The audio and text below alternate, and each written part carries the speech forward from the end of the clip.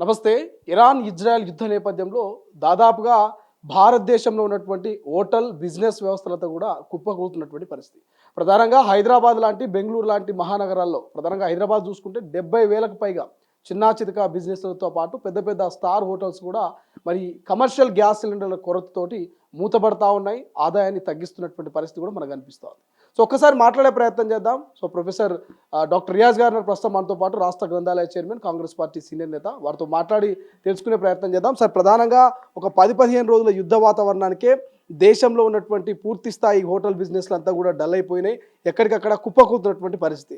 ఇదే యుద్ధం ఇలాగే కంటిన్యూ అవుతే భవిష్యత్తులో హోటల్ బిజినెస్ రన్ చేస్తున్నటువంటి ఎవరైతే వ్యక్తులు ఉన్నారో వాళ్ళ పరిస్థితి ఎట్లా ఉండేటువంటి అవకాశం ఉందంటారు? శ్రీశైలం గారు, అంటే మనం వాస్తవాలు మాట్లాడుకోవాలి. ఎందుకంటే ప్రజలకు బాధ్యతాయుతమైన సమాచారం ఇవ్వడం మన ధర్మం. రేపు భవిష్యత్తు ఇంకా దారుణంగా ఉండడానికి అవకాశం ఉంది. కేవలం హోటల్ బిజినెసే కాదు, వితిన్ షార్ట్ పీరియడ్లో మనకు ట్రాన్స్పోర్ట్ మీద, కమ్యూనికేషన్ వ్యవస్థ మీద కూడా ఈ ప్రభావం బలంగా పడబోతూ ఉంది. Very simple. హార్మోజ్ జలసంధి మనకు ఆయువుపట్టు మన రవాణాకి. మనం రైతులు పండించిన ముదక ధాన్యాలను, ప్రధానంగా రా మెటీరియల్ని, అందులో ప్రధానంగా బాస్మతి రైస్ని, అలాగే కొన్ని గోధుమల్ని మనము మిడిల్ ఈస్ట్కి పంపుతాం. దాన్ని మనము వెస్ట్ ఏషియా అంటున్నాం. ఆ మిడిల్ ఈస్ట్కి మనం పంపాలన్నది హార్మోజ్ జలసంధి.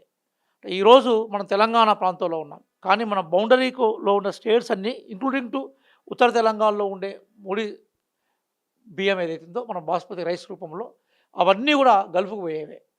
రెండో అంశం ఏదైతుందో అది ఈరోజు ఖచ్చితంగా 2 నౌకలు మన దగ్గరికి వచ్చాయి, కానీ మన అవసరాలు చాలా పెద్దవి. ఈరోజు ప్రపంచంలో క్రూడ్ ఆయిల్ ఉపయోగిస్తున్న దేశాల్లో భారతదేశం 3వ దేశం. అమెరికా మొదటి స్థానంలో ఉంది, చైనా 2వ స్థానంలో ఉంది, 3వ స్థానంలో భారతదేశం ఉంది. మనది ఆయిల్ ఆధారిత ఆర్థిక వ్యవస్థ. ఎప్పుడైతే ముడి చమురు ఒక్కసారి ఆగిపోయిందో, లేదా సప్లైలో ఎప్పుడైతే భేదాలు వచ్చినాయో, ఖచ్చితంగా దాని ప్రభావం భారతదేశం మీద ఉంటుంది. ఈరోజు పెట్రోల్ ప్రైసెస్ స్టార్ట్ అయినాయి. మీకు ఒక 2-3 విషయాలు క్లియర్ చెప్తాను. మారుమూల ప్రాంతాల్లో ఉండే పెట్రోల్ పంపుల మీద ఇంపాక్ట్ ఫస్ట్ స్టార్ట్ అయింది. నిన్న మొన్న హైదరాబాద్లో కూడా 2-3 పెట్రోల్ పంపులు బంద్ అయినాయి. అవి మనం చూసాం. అయితే దీన్ని మనము పబ్లిక్లో ఒక రకమైన భయాందోళన రేకెత్తించడం కోసం మనం మాట్లాడకూడదు. కానీ అదే సందర్భంలో జాగ్రత్తలను చెప్పడం కోసం కూడా జాగ్రత్తలు తీసుకోవాల్సిన అవసరం కూడా మన మీద ఉంది. కాబట్టి మనం చెప్పే ప్రయత్నం చేస్తున్నాం. గ్యాస్కు సంబంధించిన సంక్షోభాన్ని కేంద్ర ప్రభుత్వం ఈరోజు ఏమంటుందంటే, అది జనరల్గా పబ్లిక్ అనవసరంగా ప్యానిక్ అవుతున్నారంటున్నారు. పబ్లిక్ ప్యానిక్ కాదండి, వాస్తవ సిచ్యువేషన్ అట్లా ఉన్నది. ఎందుకుందంటే, ప్రభుత్వమే 21 రోజుల డెలివరీని 25 రోజులకు పెంచింది. క్లియర్ కనబడతా ఉన్నది. కమర్షియల్ గ్యాస్ని గవర్నమెంటే కంట్రోల్ చేసింది. అంటే కేంద్ర ప్రభుత్వం సప్లై చేసే వ్యవస్థలు, కేంద్ర ప్రభుత్వం వీరి మీద పరిమితులు, రిస్ట్రిక్షన్స్ ఇచ్చిందంటే అర్థం ఏంటంటే ఖచ్చితంగా సంక్షోభం ఉందనే విషయం అర్థమవుతా ఉన్నది. మనకు ప్రధానంగా గ్యాస్ ఖతర్ నుంచి వస్తున్నది. ఈరోజు ఖతర్కు సంబంధించిన రిఫైనరీ వ్యవస్థలను మొత్తం కూడా ఇరాన్ దెబ్బతీసింది. దాంతో ఇప్పుడు సపోజ్ మనకు రూట్లో ఉండే నౌకల్ని మనం ఇరాన్తో మళ్ళీ మనం సంబంధాలను పెంచుకున్నాం కాబట్టి రావచ్చు. కానీ తర్వాత ప్రొడక్షన్ మీద దెబ్బతిన్నది కాబట్టి దాని ప్రభావం మన మీద ఉంటుంది. అయితే నిజంగా గౌరవ ప్రధాని మోడీ గారు ఇజ్రాయెల్కు పోయే ముందు ఆయనకి ఆలోచన ఉండాలి. అసలు ఇజ్రాయెల్కి ఆయన పోవడం అనేది భారత దౌత్యపరంగా, మన విదేశీ వ్యవహారాల రీత్యా, అలీల విధానాల రీత్యా అది సరి అయింది కాదు. కానీ ఇజ్రాయెల్ పోయిన సందర్భంలో ఏమైపోయిందంటే, నైతికంగా మనం తెలియకుండానే ఇజ్రాయెల్కి సపోర్ట్ చేసామన్న ఒక సంకేతం, తప్పుడు సంకేతం పోయింది. భారతదేశం యుద్ధంలో న్యూట్రల్గా ఉంది. న్యూట్రల్గా ఉండడమే భారతదేశానికి ముందుడే ధర్మం. కానీ ఇజ్రాయెల్ పర్యటన ఏం చేసిందంటే, మిగతా గల్ఫ్ దేశాల్లో, ప్రధానంగా ఇరాన్కి భారతదేశానికి మధ్య ఒక చిన్న వైరుధ్యానికి అవకాశం ఇచ్చే ప్రయత్నం చేసింది. రెండో విషయం ఏంటంటే, దాదాపుగా జనవరి నుంచి యుద్ధ ఛాయలు ఏర్పడతా ఉన్నాయి. భారత ప్రభుత్వం, ప్రధానంగా కేంద్ర ప్రభుత్వం ఎక్కడ కూడా దీన్ని నివారణ కోసం చర్యలు తీసుకొని దానికి సంబంధించిన స్టెప్స్ ఏమీ తీసుకోలేదు. సడన్గా ఎప్పుడైతే పరిమితులు తీసుకున్నారో, పెద్ద దేశం కదా మనది, 140-150 కోట్ల జనాభా, ఈరోజు గ్యాస్ ఆధారిత మన వంట రూమ్లలో తీసుకునే వ్యవస్థ, సడన్గా మనం ప్యానిక్ అనే వర్డే తప్పు వర్డు, మనం జాగ్రత్తలు తీసుకోవడం. అట్లాగే భవిష్యత్ అవసరాల కోసం క్యూలు తట్టారు. ఆ క్యూలలో మనం చూసాం, మన కళ్ళ ముందే అనేక మంది క్యూలలో గుండెపోటుతోటి కింద పడ్డ వాళ్ళు, ఆ అవసరాల కోసం ఆందోళన చెందే వాళ్ళని చూసాం. ఇప్పటికైనా కూడా కేంద్ర ప్రభుత్వం, ఈరోజు భారతదేశం కేవలం భారతదేశం మాత్రమే కాదు శ్రీశైలం గారు, ఇది బ్రిక్స్కి ఈరోజు, అంటే మనకు వర్చువల్గా ఈ బ్రిక్స్కి ఇప్పుడు మన దేశ అధ్యక్షురాలు అంటే బ్రిక్స్ అంటే భారతదేశము, అంటే India, China, South Africa, Russia, బ్రెజిల్తో కూడుకున్న పెద్ద కూటమి, బిగ్ మార్కెట్ ఇది. ఈ బిగ్ మార్కెట్ రక్షించుకునే క్రమంలో ఈ బ్రిక్స్ అధ్యక్షురాలు కూడా భారతదేశం మీద అదనం బాధ్యతలున్నాయి. కేంద్ర ప్రభుత్వం సంపూర్ణంగా వైఫల్యం చెందింది. రేపు సప్లైలు ఏమో తెలియదు. ఇప్పుడు ఇమ్మీడియట్‌గా ఒక 1 వీక్ కోసం ఉన్నాయి. ఇంకో 1 వీక్, ఇంకో 2 వీక్స్ వరకు మనకేం ప్రాబ్లమ్ ఉండదు. కానీ యుద్ధం రేపో మాపో ముగిసే అవకాశం లేదు.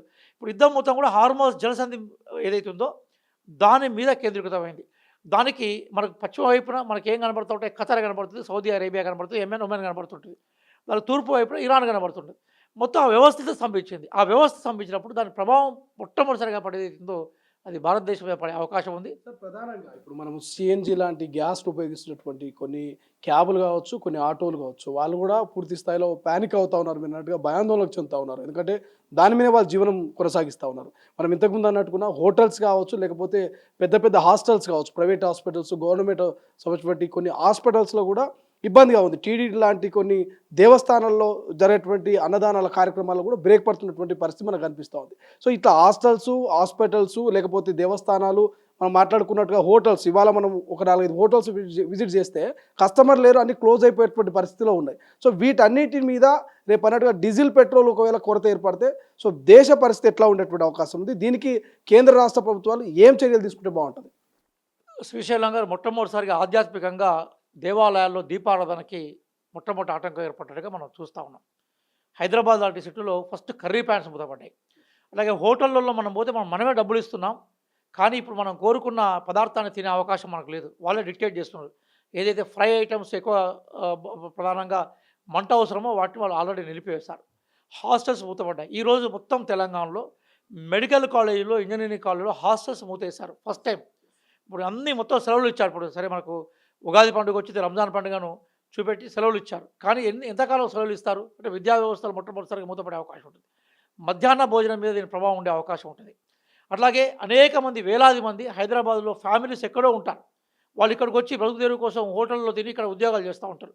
సాఫ్ట్వేర్లో కానీ, హార్డ్వేర్లో కానీ, డైలీ బిజినెస్లో కానీ. వాళ్ళందరి జీవితాలు ఈరోజు ఖచ్చితంగా ప్రమాదంలో పడే అవకాశం ఉంటుంది. కానీ ప్రమాదం ఉంది. ఈ ప్రమాదానికి సంబంధించిన చర్యలను ఒక 100 రోజుల ముందుగా నుంచే కేంద్ర ప్రభుత్వం తీసుకోవాల్సి ఉండే. ఇప్పుడు క్రూడ్ ఆయిల్కి సంబంధించిన సప్లై కేంద్ర ప్రభుత్వం చేస్తుంది. రిఫైనరీకి వచ్చిన తర్వాత పెట్రోల్, డీజిల్ రూపంలో, కిరోసిన్ రూపంలో. రాష్ట్ర ప్రభుత్వాలు కేవలం వాళ్ళు పంపిన దాన్ని ఇక్కడ డిస్ట్రిబ్యూట్ చేయడం మాత్రమే. ఈరోజు 2,61,000 గ్యాస్ సిలిండర్స్ని మనం ప్రతి నెల పంపిణీ చేస్తూ ఉంటాం. మనం ఒక్కసారి దాని డిమాండ్ ఏమైపోయిందంటే 4 లక్షలకు పెరిగింది.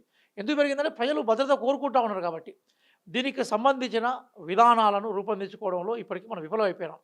ఇప్పటికైనా తక్షణమే ఆల్టర్నేటివ్స్ ఇంకా వేరే ఏమున్నాయి మనకి అంటే, ఒకవేళ హార్మోస్ జలసంధే కనుక ఈ కొనసాగింపు, ఎందుకంటే దాని బాంబుల దాడి స్టార్ట్ అయింది. బాంబుల దాడి స్టార్ట్ కాకుండా ఒకవైపు మనకి ఇస్లామిక్ రెవల్యూషనరీ గార్డ్స్ ఒకవైపు దాన్ని సేవ్ చేసుకునే ప్రయత్నం చేసి హార్మోస్ వాళ్ళ చేతుల్లో. ఈరోజు ట్రంప్ ఏం చేశాడంటే తన మెరైన్స్ని మొత్తం అక్కడ పంపాడు. టోటల్గా అమెరికన్ ఆర్మీని పంపేసి దాన్ని స్వాధీనం చేసుకోవాలనుకుంటున్నాడు. ఒకవేళ ఆయిల్ రిఫైనరీని కనుక ఆ రోజు ఒకప్పుడు కువైట్ మీద యుద్ధం జరిగినప్పుడు ఇరాక్ ఏం చేసిందంటే వస్తు కువైట్కి సంబంధించిన మొత్తం ఆయిల్ రిసోర్స్ని మొత్తం తగలబెట్టి బయటకు వచ్చింది. రేపు హార్మోస్ జలసంధిలో కనుక అమెరికా పైచేయి అయితే ఇరాన్ చేసే తక్షణ రిటాలియేషన్ ఏదైతే ఉందో అది మొత్తం సౌదీ అరేబియా కానీ, మిగతా యూఏఈ కానీ, ఖతర్ కానీ, ఒమన్ కానీ, యెమెన్ కానీ, అట్లాగే ఈ ఇరాక్ కానీ, కువైట్ కానీ, ఈ దేశాల్లో ఉండే ఆయిల్ రిఫైనరీ వ్యవస్థ మీద అది దాడులు మొదలు పెడుతుంది. మొదలు పెట్టగానే ఏమవుతుంది, ఫస్ట్ సప్లై ఆగిపోతుంది. మన దగ్గర ప్రొడక్షన్ లేదు. మనం కేవలం వాళ్ళు ఇచ్చే సప్లై దిగుమతుల మీద ఆధారపడ్డ దేశం. 100 రోజుల ముందుగానే ఈ ప్లాన్ మనం చేయాల్సి ఉండే మనం విఫలమైపోయినాం. సరే, ప్రజల్ని ఆల్టర్నేటివ్ చూసుకోమంటే ఏమైతే ప్రజలు ఆల్టర్నేటివ్ చూసుకుంటారు. కానీ మనం మధ్యయుగాల్లోకి పోం కదా. మళ్ళీ పొయ్యిల కట్టెల దగ్గరికి పోవడము, లేదా మనం పూర్తిగా మంటకు లేకుండా, అంటే మనకు ఏదైతే గ్యాస్ ఆధారిత వంటలు లేకుండా జీవించే పరిస్థితుల్లో మనం లేవు. ఇక వీటన్నిటికన్నా ముఖ్యంగా రేపు రవాణా వ్యవస్థ మీద పడ్డదనుకోండి, అంటే డీజిల్, పెట్రోల్ ఆగిపోయిన మరుక్షణమే ఎన్నుంటాయి ఎలక్ట్రానిక్ వాహనాలు. ఈవెన్ ఎలక్ట్రిసిటీ పంపిణీ కావడం కోసం కూడా మళ్ళీ దానికి సేమ్ ఫ్యూయల్ కావాల్సిందే. కాబట్టి నిజంగా ప్రమాదం అంచుల్లోనే ప్రపంచం ఉన్నది. భారతదేశం లాంటి ఈ ఆయిల్ ఆధారిత ఆర్థిక వ్యవస్థ ఏదైతుందో ఇది నిజంగా ఇబ్బందుల్లో ఉన్నది. తక్షణమే యుద్ధం ఆపే చర్యల్లో భారతదేశం యొక్క పాత్ర మనకి ఇక్కడ కనిపించట్లేదు. ఇంతకుముందు చెప్పినట్టుగా ఒకప్పుడు అలీనా దేశానికి మన నాయకులం, రెండోది బ్రిక్స్కు అధిపతులం మనం. ఈరోజు అన్ని దేశాలతోటి మంచి ఫ్రెండ్షిప్ ఉన్నది మనకు. ఈరోజు ఇరాన్ కూడా భారతదేశం మాటకు గౌరవంగా తలొప్పుంది. మిగతా అరబ్ దేశాలతో మనకు మంచి ఫ్రెండ్షిప్ ఉంది. ఒక ట్రంప్ అనేవాడు ఆంక్షలు పెట్టడంని మొదలుకుంటే అప్పటి నుంచే మనం కొంత జాగ్రత్తలు తీసుకోవాల్సి ఉండే. ఇప్పటికైనా కూడా భారతదేశం ప్రపంచంలో శాంతి చర్చల కోసం, శాంతియుత వాతావరణం కోసం ఒక పెద్దన్న పాత్రను లేదా ఒక మిత్రుని పాత్రను పోషించాల్సిన బాధ్యత భారతదేశం మీద ఉంది. ఈరోజు భారతదేశం ప్రజలందరూ కూడా ట్రంప్ ఆంక్షలు వ్యతిరేకిస్తున్నారు. భారతదేశ ప్రజలందరూ కూడా బాంబులతో ప్రపంచాన్ని భయభ్రాంతులు చేయడం వ్యతిరేకిస్తున్నారు. నాగరికత కొనసాగాలని భారతదేశ ప్రజలందరూ కోరుకుంటున్నారు. కానీ భారతదేశ ప్రజల అభిష్టానికి భిన్నంగా కేంద్ర ప్రభుత్వం వైపు నుంచి ఏమి స్పందన రాకపోవడం అనేది బాధాకరణం. తక్షణమే తన నాయకత్వాన్ని, ప్రాచీన నాగరికత వారసత్వాన్ని, శాంతియుత జీవనాన్ని, బుద్ధుడు చెప్పిన మార్గాన్ని, రాజ్యాంగం ఇచ్చి ఆర్టికల్ 251లో చెప్పిన విషయాలను భారత ప్రభుత్వం వెంటనే తీసుకొని శాంతి చర్చలకు పనిచేయాలి. ఒకవైపు అది చేస్తూనే మరొక వైపు భవిష్యత్తు అవసరాలకు అనుగుణంగా భారతదేశాన్ని కాపాడే ప్రయత్నాన్ని ఖచ్చితంగా కేంద్ర ప్రభుత్వం చేయాలి. అన్ని ప్రతిపక్షాలు ప్రభుత్వానికి సహకరించే బాధ్యత తీసుకోవాలని మీ ద్వారా మనం ప్రభుత్వాలను కోరుకుందాం. మనం థ్యాంక్ యూ సో మచ్. ఇప్పుడు హోటల్ మీద ఉన్నటువంటి ఈ ఎఫెక్ట్ ఏదైతే ఉన్నదో, ఈ కమర్షియల్ సిలిండర్కి సంబంధించినటువంటి ఇష్యూ నడుస్తూ ఉందో, ఇది రేపు ఇలాగే పెరిగిన ప్రమాదమే. రవాణా మీద అంటే ప్రధానంగా పెట్రోల్, డీజిల్ కొరత ఏర్పడి మరి రవాణా మీద కనుక ఎఫెక్ట్ పడితే చాలా ప్రమాదంలో పడుతుంది భారత్. సో అన్ని పార్టీలు సహకరించాలి, ప్రజలు సహకరించాలి. ప్రధానంగా పెద్దన్న పాత్రను, మిత్రుడి పాత్రను పోషించేటువంటి బీజేపీ, నరేంద్ర మోడీ. సో మిత్ర ఏదైతే ఇరాన్ ఇజ్రాయెల్కి సంబంధించిన యుద్ధంలో చొరవ తీసుకొని ఆపే ప్రయత్నం చేయాలి, ట్రంప్కు తలొచ్చే ప్రయత్నం చేయొద్దు, ట్రంప్ను ప్రశ్నించే ప్రయత్నం చేయాలంటూ కూడా మరి డాక్టర్ రియాజ్ గారు చెప్తున్నటువంటి పరిస్థితి. చూద్దాం, రాష్ట్రమే కాదు దేశం రేపు ఎటువంటి సంక్షోభంలోకి పోతుంది. ఈ సంక్షోభంలో నుంచి భారత ప్రభుత్వం అంటే ప్రధానంగా బీజేపీ ప్రభుత్వం ఎట్లా బయటపడబోతుంది అనేది. కెమెరా పర్సన్ అజయ్తో శ్రీశైలం, తొలి వెలుగు, హైదరాబాద్. అసలైన తొలి వెలుగు. ఫాలో వాట్సాప్ @తొలి వెలుగు official.